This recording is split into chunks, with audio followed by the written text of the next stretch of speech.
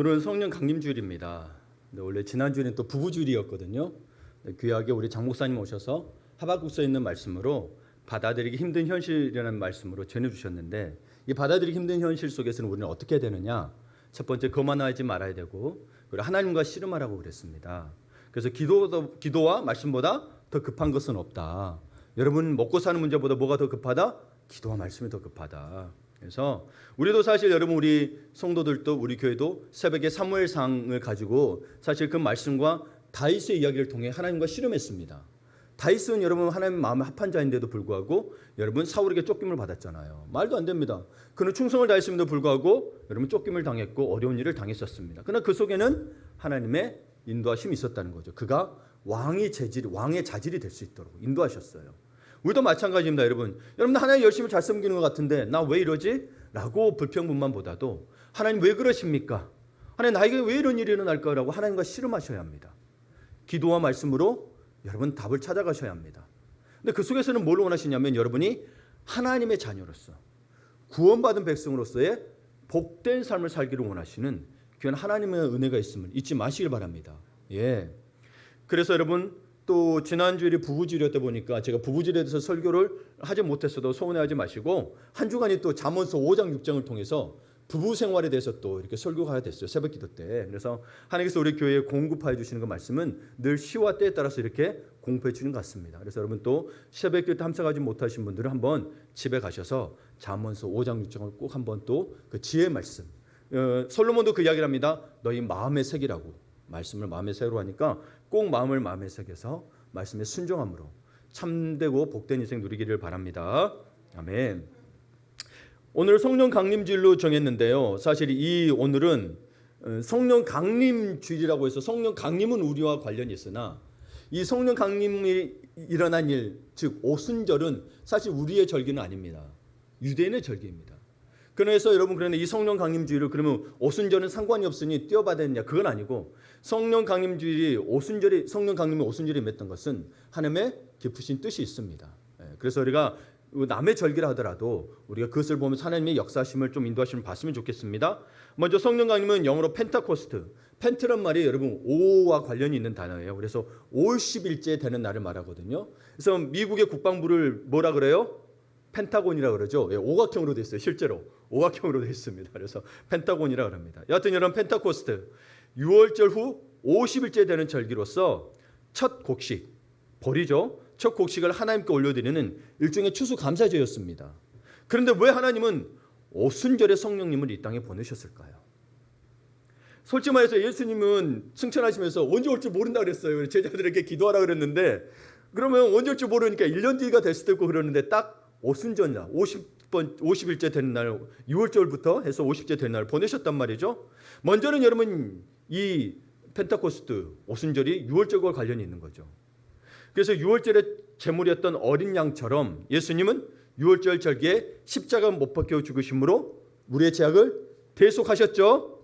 그때로부터 50일이 지난 그때부터 6월절 예수님이 죽으시고 6월절도 이스라엘 민족은 굉장히 중요한 날입니다. 출애굽했고 그것을 기념하여 잊지 말라고 했습니다. 그날 후에 50일이 되는 날이 오순절인데 이 오순절에 성령님께서 강림하셨어요. 그러면 이 날이 어떤 날이냐면 사실 이때는 예루살렘에 많은 유대인이 있었습니다.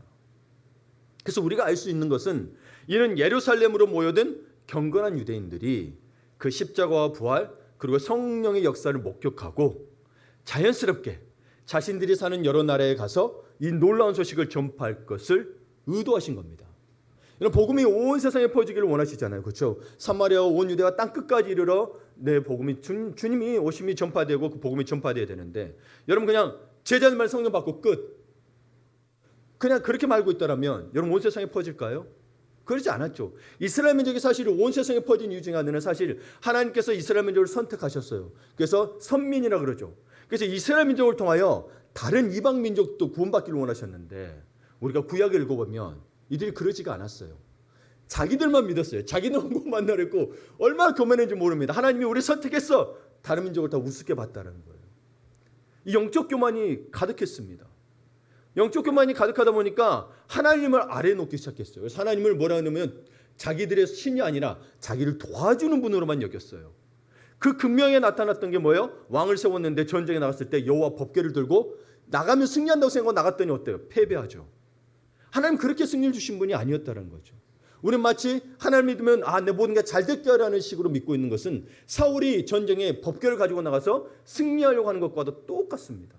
정말 하나님을 예배하고 하나님 우리의 창조주이시고 우리를 만든 분이시고 우리를 구원하시고 우리의 모든 걸 이끄시는 주인이신 분을 기억하지 않으면, 그러니까 한마디로 얘기하면 우리의 창조자이심을 기억하지 않으면, 솔로몬도 딱 그 이야기합니다. 말년에 전도서의 4장에 쓰기를 뭐래요? 너는 청년의 때에 너의 창조주를 기억하라. 이 창조주를 기억한다는 건 뭐예요? 우리는 피조물이라는 사실을 잊지 마십시오. 우리는 주인이 아니에요. 중요한 사실, 우리가 피조물인 걸 기억하지 못하면 여러분 오늘 말씀에도 말하는 평강의 의미는 여러분 못 받아들입니다.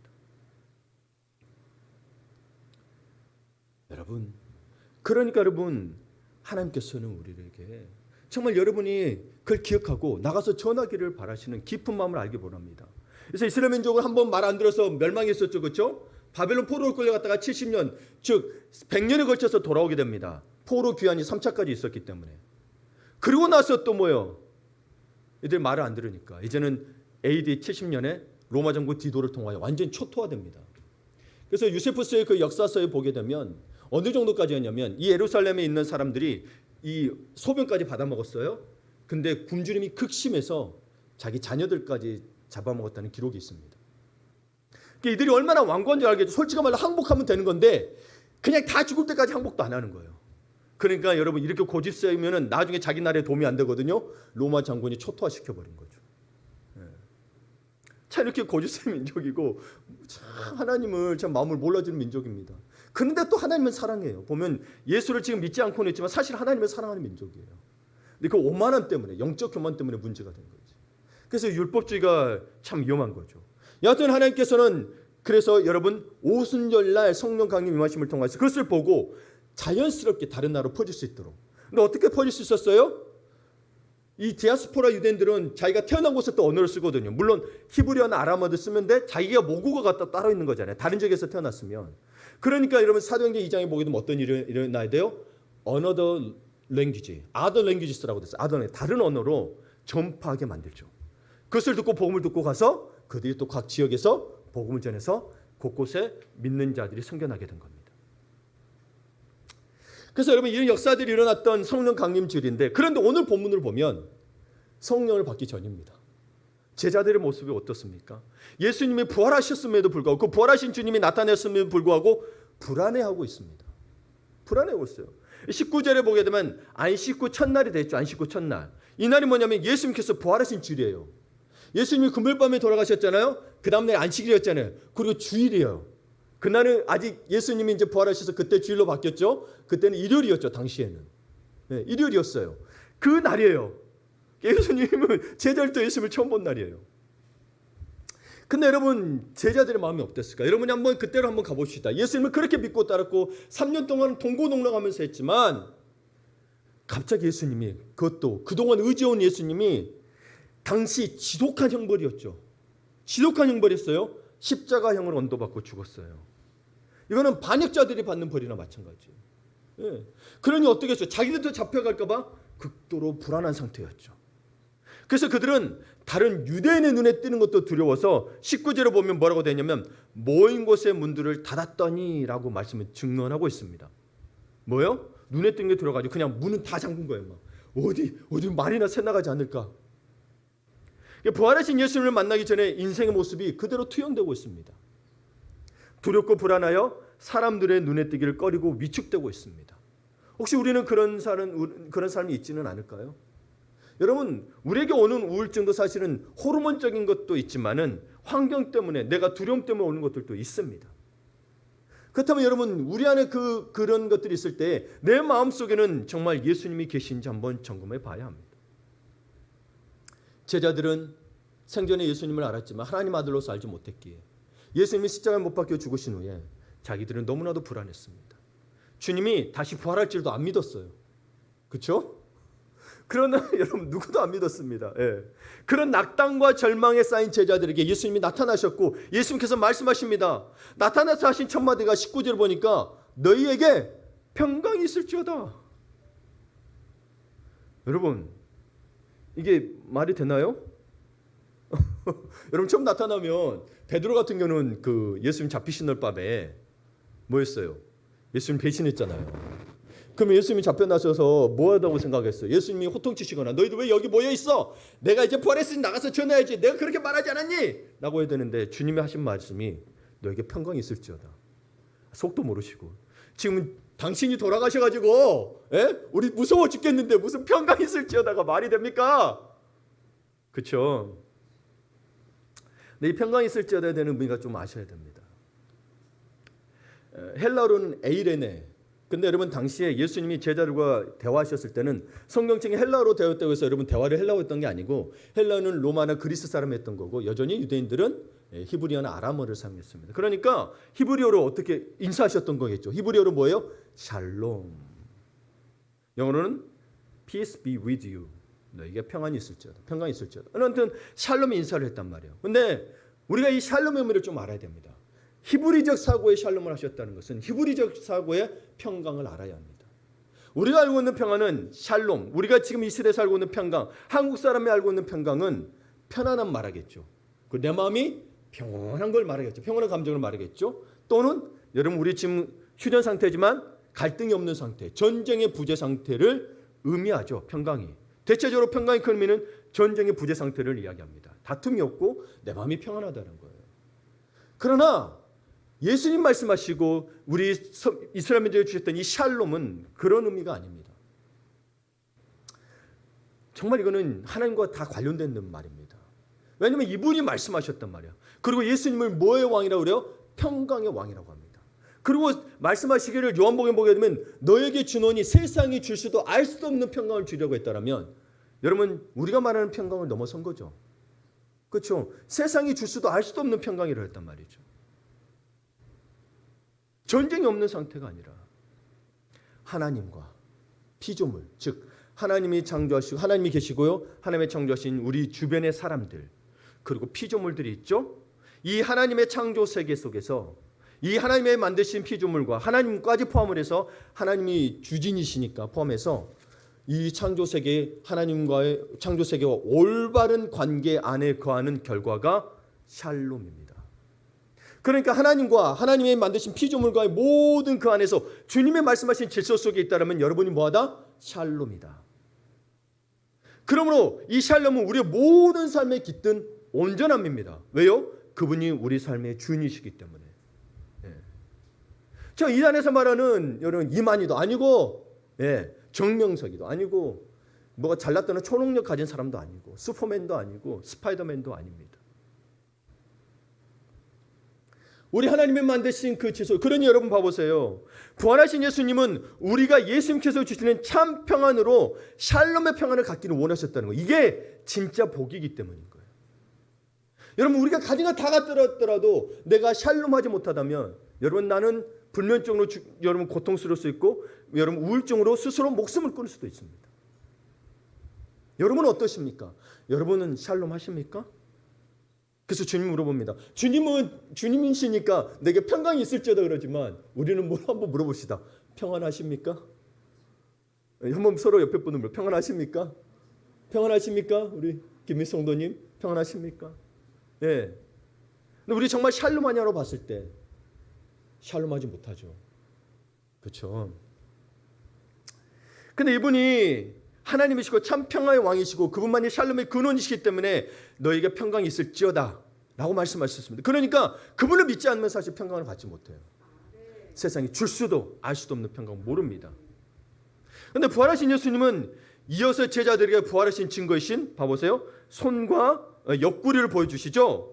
20절에 보게 되면 보여주시더니 또 이야기합니다. 21절에 또 뭐요? 너에게 평강이 있을지어다. 두 번을 반복합니다. 첫 번째는 보여주시기는 하고 그 다음에는 보여주신다며 합니다. 보여주셨다는 의미는 여러분 옆구리와 손의 못자국을 보여주셨다는 건 뭘 의미할까요? 부활하셨던 걸 의미하죠. 그전에도 평강했냐는 거예요. 내가 그러지 않아도 평강했냐? 너가 나를 믿었느냐? 하나님과 함께 했느냐? 이제는 부활했으니 또 너희 평강하냐? 그리고는 선포하시고 21절은 뭐라고 되냐면 그들을 세상 가운데 복음 전파자로 보내실 거라고 이야기합니다. 아버지께서 나를 보내신 것 같이 나도 너희를 보내노라. 이게 예수님이 우리에게 주신 사명이죠. 그래서 마태복음 28장에도 너희는 가서 모든 족속으로 제자를 삼아. 같은 말입니다.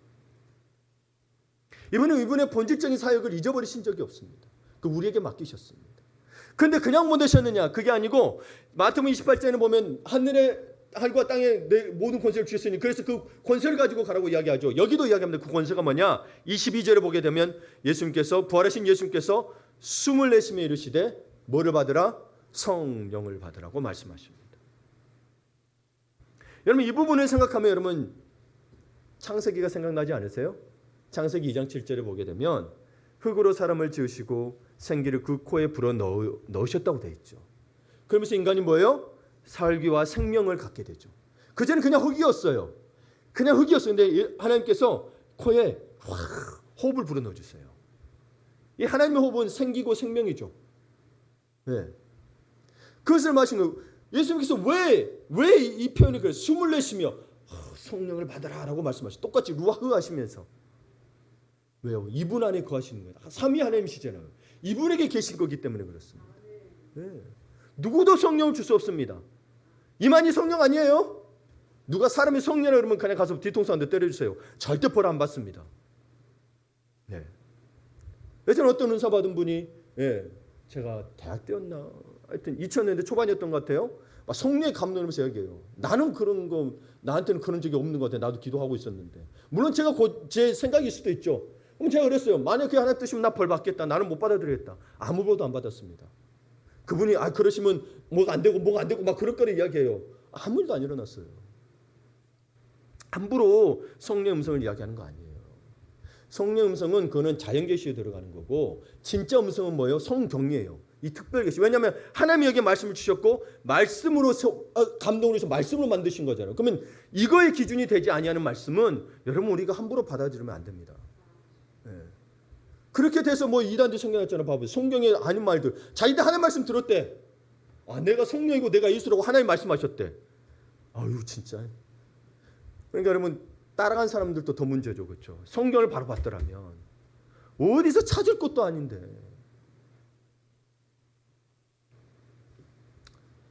여러분 그래서 주님께서는 이 성령을 주신다는 거, 이 성령 충만한다는 것은 뭐예요? 결국은 내 안에 생기가 넘친다는 거예요. 생명이 넘친다는 거예요. 그래서 요한복음에서는 요한은 이 성령을 뭐라 그래요? 생수, 생명수라고 이야기한단 말이에요. 예. 그러니까 여러분에게 성령이 있냐는 거예요. 그래서 A.W. 토저는 예배가 정말 성경의 10회냐는 뭐였냐? 너희가 성령으로 예배 드렸냐 안 드렸냐고 이야기해요. 그러니 요한복음 4장에도 뭐라고 돼서 사마리아 여인에게 영과 진리로 예배드리는 자를 찾고 계신다. 하나님 지금도 영과 진리로 예배드리는 자를 찾고 계시는 거예요. 예, 그게 우리 일상에서도 단순히 이 예배만이 아니라. 그래서 예수님은 정말 성령님을 받아 제3과 생명의 복음 전파의 삶을 살아야 하는 제자들의 사명을 확인시켜 주는 거예요. 왜 이 설교를 하냐면 이런 부활절이 여러분 어떤 절기로만 끝나면 안 되니까 그래요. 4월 첫 둘째 주에인가 부활절하고 그 다음부터는 부활의 삶이 없어. 여러분 부활의 삶은 계속되어야 됩니다. 그 삶이 뭐로 나타나요? 복음 전파의 삶으로 나타나는 거예요. 그래서 성령을 받으라. 사도행전 2장에도 그들이 성령을 받고 나가서 제일 먼저 한 게 뭐예요? 복음 전하잖아요. 그래서 베드로가 전하니까 3,000명이 돌아오더라. 근데 여러분 우리가 그 전에 그러면 그렇게 못한 사람은 참 믿음도 없고 그래야 되나? 그게 아니에요, 여러분. 오늘 제자들을 통해서 여러분 위로를 받기를 원합니다. 제자들도 아직 성령을 받기 전에는 뭐 하고 있었다? 두려워하고 있었다. 두려움에 떨고 있었다. 두려움에 떠는 제자들이 어느 공간에 있었습니다. 그들은 어떻게 모였을까요? 예수님이 십자가에 못 박혀 죽으시고 하루가 지나고 주일날 또 누가 볼까 두려워가지고 이렇게 여러분 저도 두려우면 어떻게 할까 생각했어요. 뭔가 쫓긴다. 제가 만약에 독립투사다. 뭐 독립투사는 아니지만 일제시대 때 일본군이 막 쫓아내잖아요. 그러면 숨어 다져내죠. 그럼 어쨌거나 잘못한 것은 없다 치더라도 내가 목숨을 부지해야 되니 막 이렇게 숙이면서 막 두리뭉대면서 다니지 않겠어요? 제자들도 그랬을 것 같아요. 근데 어느 장소에 모여야 돼. 몰래 모여야 됐죠. 막 뒤로 계속 보면서 계속 누가 쫓아오지 않을까. 그리고 그들은 지난 한 이틀 동안 지금 머리가 너무 복잡한 거예요. 너무 참담하죠. 그렇게 믿었고 예수님이 정말 유대 민족을 세워서 온 세상을 통치할 것 같았어요. 그래서 뭐래요? 예수님이 십자가에 못 잡혀 돌아가기 전에 와가지고 저도 한 자리 주십시오. 그렇죠? 요한과 야고보가 그렇잖아요. 나는 예수님 오른편에 나는 왼편에 딱 한단 말이죠. 그렇게 당당할 것 같고 호산나 호산나 다윗의 후손이여 우리를 구원하소서 했을 때는 예수님이 모든 걸 통치할 것 같았습니다. 그런데 갑자기 반전도 너무 반전이죠. 십자가에 못 박혀 죽으신 거예요. 아무 소리도 안 하시고 예수님이. 아니면 하나님 아들이라면 좀 뭐라도 해야 되는 거 아니에요? 그렇죠? 근데 아무 말도 안 하시고. 그런 여러분이 제자라면 생각해 보세요. 당시에. 참담했을 뿐만 아니라 여러분 미래는 어떻겠어요? 너무너무 불안하죠. 근데 미래도 어떻게 되는 거 아니야? 그냥 나도 잡혀서 십자가에 죽는 거 아니야? 이런 거죠. 한 주 전만 해도 진짜 그렇죠? 예루살렘에 입성할 때는 막 종려나무가 힘들면 막 흔들 때는 얼마나 그 옆에서 예수님이 찬양할 때는 사람들이 그렇죠? 나도 뭐가 된 듯이 얼마나 그렇죠? 이런 백마병이라 그러죠? 막 환호를 지르는데 왕자한테 환호를 지르는 건데 백마가 응수된다 그러죠? 왕자가 타고 있는 백마. 이 제자들이 백마병에 빠져 있었을 텐데 반전도 이런 반전이 없습니다. 그런데 여러분 사실 이게 두려웠던 게 큰 게 뭐냐면 이것을 주도했던 사람들이 로마 군인들이었다면 어차피 자기 나라를 침략해 들어왔고 속국으로 있으니까 그런 값도 할 수 있잖아요. 그런데 이 예수님을 십자가에 못 박혀 죽이고 했던 주도했던 자들이 유대인들이라는 거예요. 자기 같은 종족인 유대인들이었다는 거예요. 그러니까 이들은 배신감과 불안감이 더 컸던 거예요. 제자들은. 그러니까 여기 와가지고도 아이고 야 누구 다른 사람 없지? 야 여기 모르니까 다 잠겼나 확인해봐. 19절에 봐보세요. 그러니까 뭐예요? 모인 곳의 문들을 닫았더니 다 문들이라고 돼 있죠. 새 나갈 때는 다 닫았다는 거예요. 이 불안함을 굉장히 불안한 걸 보여주고 있죠. 예. 목소리도 새 나가지 않도록 속삭이며 대화를 하고 있었습니다. 여러분 이 제자들의 모습을 보면서 이 세상을 살아가는 우리들은 어떻습니까? 우리도 두려움에 살고 있지는 않나요?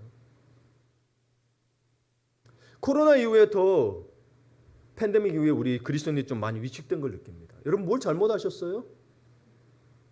아니요. 여러분 좀 당당하세요. 불의에는 맞서야 됩니다. 불의에도 이렇게 죽으라는 게 아니고 예수님은 모든 인류를 구원하시기 위해서 사실은 뭐요? 스스로 죽으신 그분은 힘이 없었으니 오히려 그분이 힘을 행했다면 이게 교만함이 될 수 있겠죠. 근데 그분의 힘은 보여준 게 뭐예요? 힘이 있으나 힘을 행사하지 않은 게 힘이었던 거죠. 근데 우리는 힘 없잖아요. 우린 빼기 예수님이 하나님이시잖아요. 불의에는 때로는 당당하십시오. 복음을 때로는 당당히 통하십시오. 그런 말미암아 오는 핍박은 있다고 했습니다. 그러나 여러분은 진리는 타협하는 게 아닙니다. 오늘 또 우리는 끊임없는 불안과 두려움 속에서 세상을 살아갑니다. 어떤 부분이 있냐면 여러분 아까 평강의 상태를 이야기했잖아요. 하나님과 피조물과 우리의 관계 속에서 온전함이 있어야 된다고 했잖아요. 봐보세요. 지구는 온난화가 온 게 여러분 우리가 지금 평강한 상태인가요? 아니죠. 지금 온난화에 따른 지구 변화는 지구 생태계 변화를 초래하고 있고 그동안 경험해보지 못한 더위와 추위를 우리는 겪어야 합니다. 올해의 더위 추위가 또 다르고 내년의 더위 추위가 다르고 내내후년에 여러분들 여러분 끔찍하지 않으세요? 예. 받아들이고 싶지 않지만 받아들여야 하는 여러분 극심한 스트레스 속에서 살아갑니다. 환경의 그런 상황에서도 자연 현상을 넘어선 여러분 어떤 상태가 되고 있어요? 우리들 각 나라 간의 이권 쟁탈 그리고 그에 따른 전쟁과 정치적인 갈등 또 이에 따른 경제적인 문제는 온 인류에게 불안과 두려움 그리고 공포를 느끼게 하고 있습니다. 특별히 경제적인 문제 미국의 디폴트 문제라든지 또 우리나라의 금리 문제라든지 많은 일의 촉각과 곤두를 세우고 있고 가정에 끼칠 그리고 경제에 끼칠 불안감에 살아가고 있습니다. 그런데 여러분 여전히 우리는 이것을 벗어날 수 있나요? 못 벗어납니다. 과거에도 그렇고 지금도 그렇고 여전히 우리는 현재의 불안정 속에서 다가올 미래에 대한 두려움을 가지고 오늘을 살아가고 있습니다. 우리 자녀들은 뭐예요? 무려 자기들이 번 돈의 40%를 세금으로 내야 된다고 하니 얼마나 더 불안하겠습니까? 여러분 오히려 잘 살게 되고 오히려 더 풍족해졌는데 더 어려워졌다는 사실 참 우리를 고달프게 합니다. 그러니 자녀를 낳아야 될까 말아야 될까 상당히 힘든 거예요. 왜 인구가 부족해? MZ 세대를 뭐라고 할 게 아니고 여러분 불안한 거예요. 그렇죠? 더 낳고 싶어도 못 낳는 거예요. 그걸 어떻게 감당하겠냐는 거예요. 마음 아픈 현실입니다. 저야 목사니까 그래도 하나님 다 키워주고 믿고 낳지만 여러분 저처럼 살아라고 누구에게 다 이야기할 수 있는 건 아닙니다. 그러니까 살지 않았다고 해서 믿음이 없는 게 아닙니다, 여러분. 그것을 정죄할 수는 없습니다. 이전부터 우리 인간의 삶은 늘 불안했고 무엇인가에 대한 막연한 두려움은 늘 우리 일상을 깨뜨리고 우리를 힘들게 합니다. 지금도 그렇잖아요. 그러니까 사실 더 주님 앞에 기도하잖아요. 여러분은 봐보세요. 하나님과의 관계에 깨져서 힘들어하는 이들이 있고 사람과의 관계에 깨져서 힘들어하는 이들이 있고 경제적인 게 깨져서 힘들어하는 이들이 있고 결국은 하나님과 관계 또 하나님 만드신 창조의 모든 피조물과의 관계가 깨져서 힘들어하는 이들이 수두룩합니다. 그런데 그런 그때 제자도 마찬가지 불안해하고 있죠. 미래에 대한 불안한 건 우리가 똑같습니다. 그때 주님은 제자들에게 뭐를 선포하셨어요? 샬롬. 말도 안 되죠. 어떻게 평강, 내 마음은 지금 불안해 죽겠는데 미래에 대해서 아무것도 약속이 없는 것 같고 기약이 없는데 샬롬 말해요. 평강이 있으래요. 아, 예수님 너무하신 거 아니에요? 진짜? 참. 이것은 예수님께서 부활하신 후에 제자들과의 첫 만남에서 하신 말씀이 샬롬 하는 것은 깊은 영적인 의미가 있습니다. 그것은 무엇보다 예수님께서 자신의 제자이며 자녀인 우리가 평안하기를 원하시기 때문입니다. 당신의 자녀들이 불안해하고 두려워하는 걸 원치 않으십니다. 평안하기를 원합니다. 그래서 여러분 여기에도 나와 있지는 않지만 여러분 요한복음 보게 되면 예수님이 부활하셨을 때 여인이 나타납니다. 여인들을 나타나고 막달라 마리아 먼저 보고 막달라 마리아 돌아가라고 가다가 여자들과 만나죠. 그때 뭐라고 이야기해요? 평강이 있었죠. 너희가 평안하냐? 라고 물어봐요. 평안하냐? 지금 예수님이 죽어가지고 불안해 죽겠는데 평안하냐 물어봐요. 그분은 죽은 게 아니라니까요.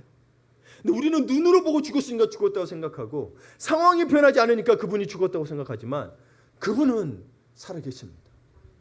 그분은 지금도 우리와 역사하고 함께 하십니다. 아멘, 아멘. 그래서 그분이 그렇게 나타나셔서 뭐라고 샬롬을 하면서 뭐라고 하냐면 21절에 예수께서 또 이르시되 너에게 평강이 있을지어다 아버지께서 나를 보내신 것 같이 나도 너희를 보내노라 하시고 숨을 내쉬며 뭐를 받으라? 성령을 받으라. 성령을 받으라. 이게 불안과 두려움에 떨고 있는 제자들에게 나타나 샬롬의 평안을 주시고 부활의 확증을 주신 후, 그렇죠? 손과 옆구리를 보이셨어요? 성령을 받아 복음 전파의 사명을 감당하실 것을 말씀하십니다. 이 말은 여러분 우리가 만약에 아직도 내가 불안하고 평안하지 못하다는 것은 평안은 받았음에도 불구하고 불안하다. 여러분 사명을 감당하지 않기 때문입니다. 이 사명은 모두에게 주신 사명입니다. 핍박을 받아도 뭐예요? 여러분 가운데 뭐예요? 평안이 있는 거예요. 왜요? 사명을 감당하고 있기 때문에. 핍박을 받는 게 불안한 게 아니에요. 오히려 그게 감사하다는 거예요. 그래서 사단들도 회의를 한다 그러죠. 저기 아무 복음 전하지 않고 잘 먹고 잘 살고 있는 애들은 절대 건들지 마라. 복음 전하고 있는 애들 건드려라고 하는 거죠.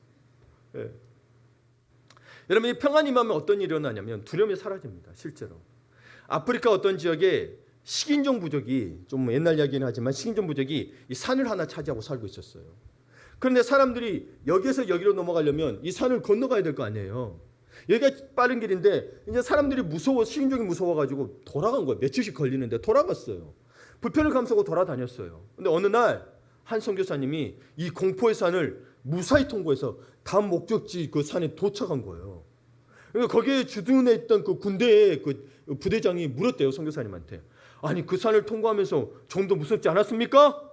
선교사님이 웃으며 대답하더래요.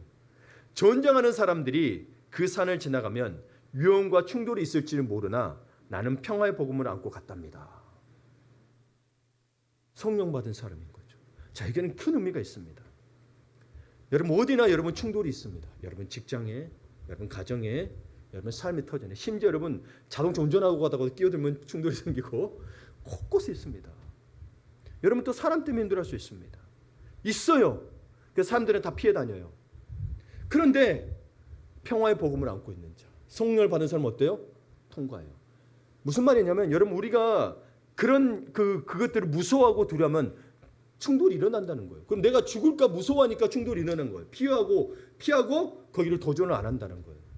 근데 여러분 주님 앞에 맡겼으니, 성령 안에서 맡겼으니 죽으면 죽으리라 에스더처럼 사는 것도 주님의 은혜요 죽는 것도 주님의 은혜니, 그 뭐 신종이 나타난들 안 나타난들 이 선교사면 상관이 없는 거예요. 나타나면 뭐요? 오늘 복음을 전했을걸요.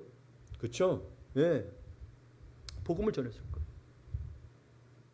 여러분 많은 선교사님들이 복음도 채 전하지 못하고 칼에 죽든지 총에 맞아 죽은 선교사 많습니다. 그리고 그 자녀들이 또 들어가고 원수 같은 사람들도 불고 들어가서 복음을 전해서 그들에게 복음이 전파되는 걸 보게 됩니다. 여러분의 인생에 있어서 이런 산과 같은 곳이 있습니까? 그럼 오히려 통과해야 합니다. 하나님이 사명을 감당하라고 주신 자리일 줄은 누가 알겠습니까? 내가 그걸 피하고 있어 내가 편안한 게 하나님의 사명을 감당하는 게 아니고, 여러분 우리가 주님의 은혜를 누리고 평안을 누리는 게 맞아요. 평안해야 돼요. 그러나 그 평안은 어떤 때서라는 거예요. 담대함을 가지고 복음을 전하는 거예요. 그게 그렇게 드러나는, 그게 하나님의 질서를 잡아가는 진정한 샬롬이라는 거예요. 세상이 말해서 피하는 샬롬이 아니라는 거예요. 그건 휴전이죠. 평화의 상태가 아니죠. 휴전이죠. 그렇죠? 언젠가는 충돌이 일어날 거예요. 지금 남북한 상태가 그런 거잖아요. 우리가 여러분 전쟁에 수십 년간 안 일어났다 해서 전쟁이 안 일어나는 건가요? 우리가 지금 평화의 상태인가요? 우리는 아니죠. 우리는 휴전의 상태. 그러니까 우리는 세상과 늘 휴전의 상태에 있습니다. 영적으로 통과해야 합니다. 그러면 욥기서에서는 뭐라고 했어요? 네가 정금같이 나오리라. 여러분 정금 같은 인생이 되게 되면 두려울 게 없습니다. 예, 진짜 정말 하나님의 함께 하심이 나를 담대하게 합니다. 그렇다면 우리의 평화, 샬롬은 어디서 와야 하는 걸까요? 물론 예수님 말씀해 주셔서 평강이 있을지어다 예수님도 옵니다. 근데 구체적으로 여러분 이 평화를 어디서? 저는 개인적으로 로마서 5장 8절이 저에게 굉장한 평강을 줍니다. 제가 읽어드릴게요. 여기는 없어요. 우리가 아직 죄인 되었을 때에 그리스도께서 우리를 위하여 죽으심으로 하나님께서 우리에 대한 자기의 사랑을 확증하셨느니라. 아멘. 여러분, 저와 여러분이 아직도 죄인이지만 그리스도께서 우리를 위하여 죽으심으로 하나님께서 우리를 향한 하나님의 사랑을 확정, 나를 향한 사랑을 확실히 보여줬다는 것을 믿는다면 나와 당신은, 여러분은 평안합니다. 그렇죠? 평안하지 않다면 예수 그리스도께서 당신을 위해 죽으심이, 그 죽으심, 십자가 주심이 큰 사랑이거나 은혜가 아닌 거예요. 정말 그분의 나를 위해 죽으심이 그 하나님의 사랑의 확증, 십자가의 사랑이 하나님의 사랑의 확증이 내게 큰 사랑이요 은혜임을 정말 믿고 있는지 한번 점검해 봐봐요. 어떻게 점검하느냐? 당신이 가장 갖고 싶은 거, 돈, 명예, 성공, 배우자, 자녀, 성공보다, 필요 없다는 게 아니에요. 그것보다 우리 주님이 나를 위해 죽으심이 더 귀하고 소중한지 마음속에 한번 들여보라는 거예요. 내가 고통당하는 것보다, 나는 고통당하고 싶지 않은 존재. 우리 인간은 그래 고통당하는 거 싫어해요.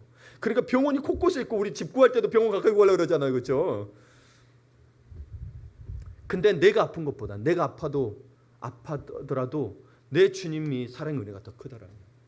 내가 아픈 중에도, 내가 병드는 중에도 우리 주님의 사랑과 은혜가 정말 귀하다라고 여긴다면 여러분은 평안한 겁니다. 그러지 않은데 뭔가 어려움이 닥치고 위험이 닥쳤는데 나는 불안하고 두렵고 여기를 빨리 떠나고 싶다라면 정말 주님을 의지한 게 아닙니다. 평강의 근원이신 하나님을 의지한 게 아닙니다. 나의 편안함을 위해서 예수를 믿었는지도 모릅니다.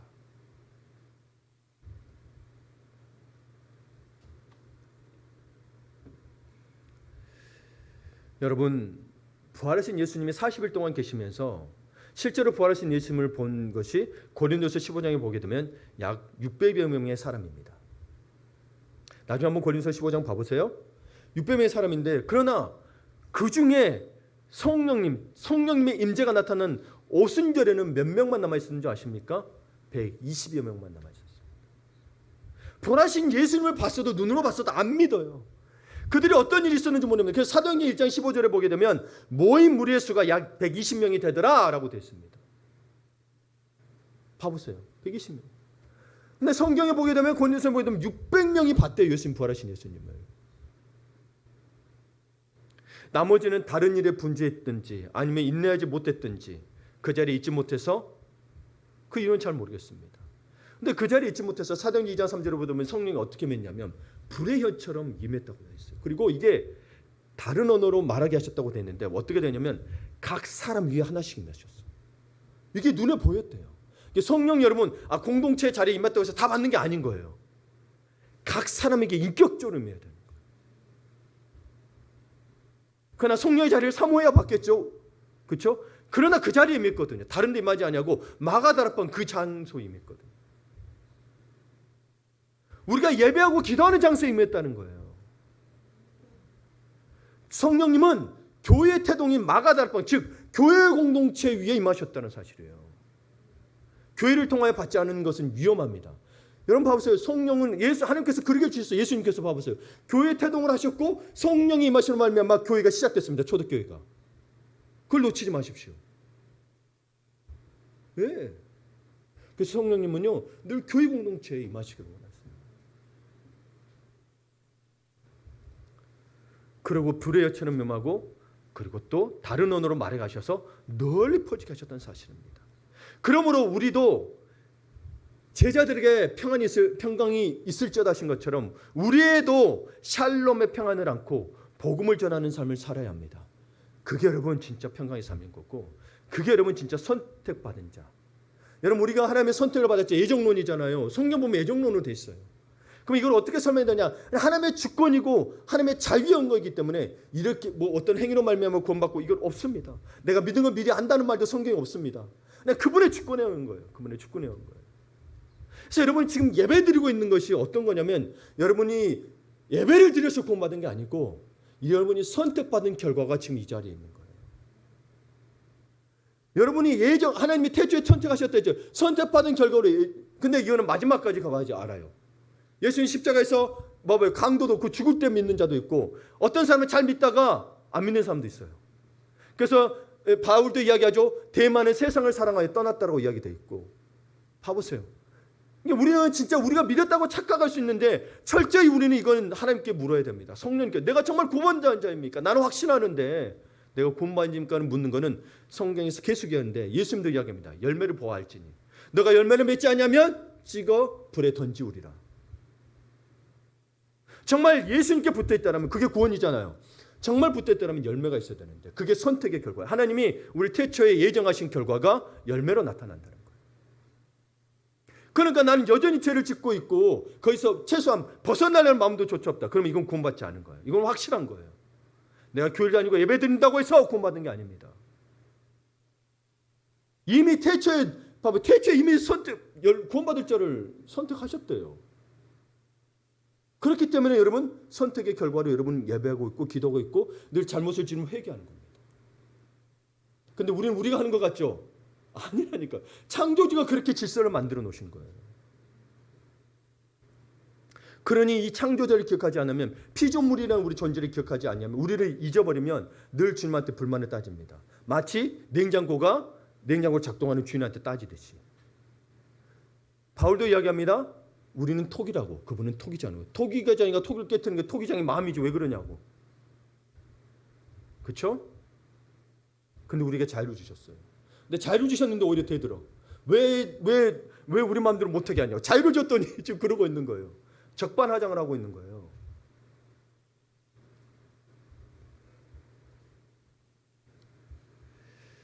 여러분 하나님께서는 우리를 두렵게 하는 세상의 모든 환경 가운데서도 우리가 편하기를 원하십니다. 지금도 여러분이 지금 평안하기를 원하세요.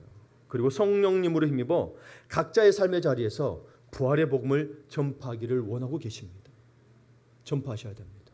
때로는 말하지 않아도 내가 죽어짐으로 내가 섬김으로 그러면 궁금할 거예요. 아니 저 사람은 내가 알고 있는 일반 사람과 다르네?